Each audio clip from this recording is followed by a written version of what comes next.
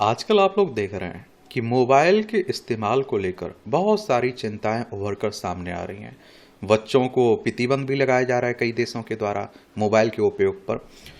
तो मोबाइल के इस्तेमाल से शरीर पर क्या असर पड़ता है, उसके बारे में बात करते हैं, जानते हैं। कई लोग कहते हैं चेहरे पर झुर्रियाँ आ जाती हैं, याददाश्त पर भी फर्क पड़ता है, आंखों की रोशनी पर भी फर्क पड़ता है। तो इसके बारे में बात करते हैं। हम अक्सर इस बात की चिंता करते हैं कि मोबाइल और स्क्रीन का हमारे दिमाग पर क्या असर पड़ रहा है। लेकिन हाल ही में मैंने अपने हाथ की छोटी उंगली पर एक छोटी सी सख्त गांठ देखी। यह ठीक उसी जगह थी जहां मैं अपना फोन रखकर पकड़ता हूं। तब मैंने सोचा कि मेरा फोन मेरे शरीर के बाकी हिस्सों पर क्या असर डाल रहा होगा। इसका जवाब जानने के लिए मैंने कुछ विशेषज्ञों से बात की। नई वैज्ञानिक रिसर्च के मुताबिक मोबाइल फोन और दूसरे डिजिटल डिवाइस हमारे शरीर में कई बदलाव ला सकते हैं। ये हमारी गर्दन के आकार को बदल सकते हैं, आंखों को नुकसान पहुंचा सकते हैं, हाथों की मूवमेंट को प्रभावित कर सकते हैं, मांसपेशियों की ताकत कम कर सकते हैं। कुछ लोगों का मानना है कि तकनीक पर ज्यादा निर्भर जीवन शैली से चेहरे पर झुर्रियां भी बढ़ सकती हैं। और चिंता की बात यह है कि इन शारीरिक समस्याओं के कारण बाद में याददाश्त या फिर सोचने समझने की क्षमता में कमी जैसी गंभीर समस्याएं भी हो सकती हैं। मुझे नहीं पता कि आप क्या सोचते हैं, लेकिन मैं तो नहीं चाहता कि तकनीक मेरे शरीर को नुकसान पहुंचाए, खासकर इसलिए क्योंकि लंबे समय तक बैठे रहना भी इस समस्या का एक बड़ा कारण है।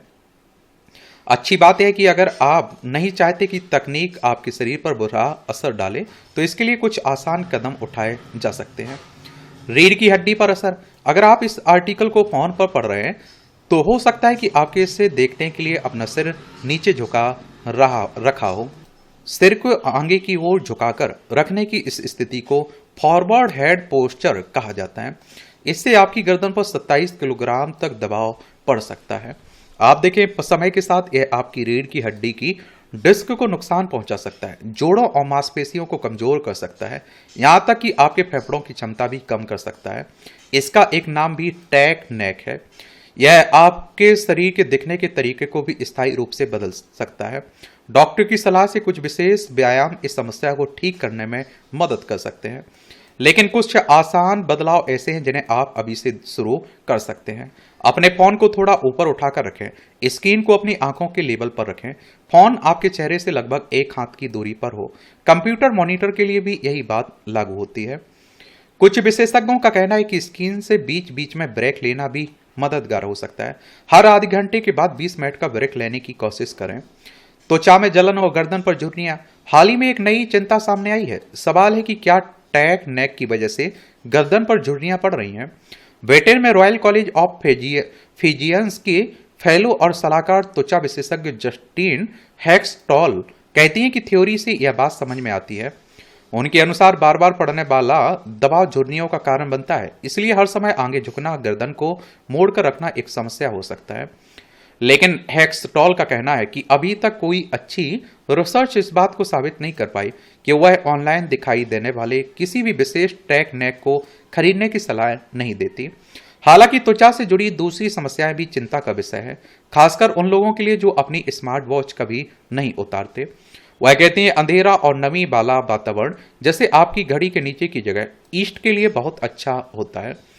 इसलिए आपको त्वचा में जलन या यहां तक कि एक्जिमा भी हो सकता है, चूंकि इससे त्वचा की सुरक्षा परत को नुकसान पहुंच सकता है। हेक्सटॉल कहती हैं कि इससे तकनीकी उत्पादों में इस्तेमाल होने वाले कुछ पदार्थों को लेकर संवेदनशीलता भी पनप सकती है, और इनमें निकेल, रबर, लेटेक्स और एक्रेलेट्स नामक रसायनों का एक समूह शामिल है। इसका समाधान सरल है, अपनी स्मार्ट वॉच को अधिक बार उतारें और अपनी त्वचा को धोएं। वह यह भी सलाह देती हैं कि अगर आप पूरे दिन घड़ी पहनने वाले हैं तो बैरियर क्रीम का इस्तेमाल करें।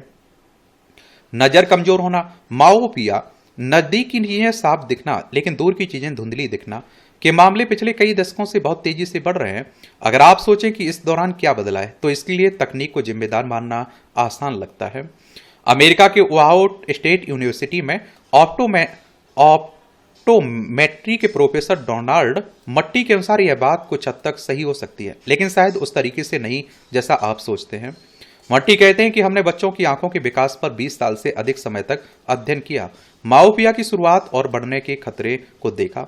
एक महत्वपूर्ण सवाल यह है कि क्या माओपिया का संबंध किलॉज वर्क से है, यानी ऐसे काम जिनमें आपको सब अपने चेहरे के बहुत पास किसी चीज पर ध्यान केंद्रित करना पड़ता है, जैसे फोन का इस्तेमाल करना। वह कहते हैं कि इसका जवाब था वास्तव में नहीं, लेकिन इस अध्ययन में एक और बात सामने आई, बाहर बिताया गया समय आंखों पर अच्छा प्रभाव दिखाता है। मट्टी कहते हैं कि माना जाता है कि बाहर की तेज रोशनी रेटिना से डोपामीन के स्राव को बढ़ाती है। ऐसा लगता है कि आंखों के विकास के तरीके को प्रभावित कर सकता है। और तकनीक ने हमारे लाइफ स्टाइल को इस तरह बदल दिया कि अब हम पहले की तुलना में अधिक समय घर के अंदर बिताने लगे हैं। मट्टी का मानना है कि आपकी डिजिटल डिवाइस आपकी आंखों पर अप्रत्यक्ष रूप से नकारात्मक प्रभाव डाल सकते हैं। मट्टी के अनुसार इसका समाधान बहुत आसान है। आपको बाहर अधिक समय बिताने की जरूरत है। यह न केवल आपकी आंखों के लिए अच्छा है, बल्कि इससे आपकी नींद भी बेहतर हो सकती है। हाथों का कमजोर होना, ग्रिप स्ट्रेंथ को अब आपके पूरे स्वास्थ्य का एक महत्वपूर्ण संकेत माना जा रहा है। और आप देखिए, एक अध्ययन में पाया गया कि यह ब्लड प्रेशर की तुलना में जल्दी मृत्यु के जोखिम का बेहतर अनुमान लगा सकती है। कई देशों में खासकर युवाओं के बीच ग्रिप स्ट्रेंथ लगातार कम होती जा रही है। और आप देखिए, जर्मनी की मेडिकल यूनिवर्सिटी ऑफ लॉजिट्स में मेडिकल सोशियोलॉजी के प्रोफेसर योहानेस बेलर कहती हैं, एक पीढ़ी में ताकत की यह कमी केवल कमजोर हाथों की बात नहीं है, बल्कि यह युवा पीढ़ी के भविष्य के स्वास्थ्य के बारे में एक शुरुआती चेतावनी भी हो सकती है। वह कहते हैं कि यह मानने के पर्याप्त कारण है कि कंप्यूटर बेस्ड और लंबे समय तक बैठे रहने वाले कामों की ओर बढ़ता रुझान शारीरिक फिटनेस में गिरावट का कारण बन रहा है। मुमकिन है कि इसी वजह से ग्रिप स्ट्रेंथ भी प्रभावित हो रही है।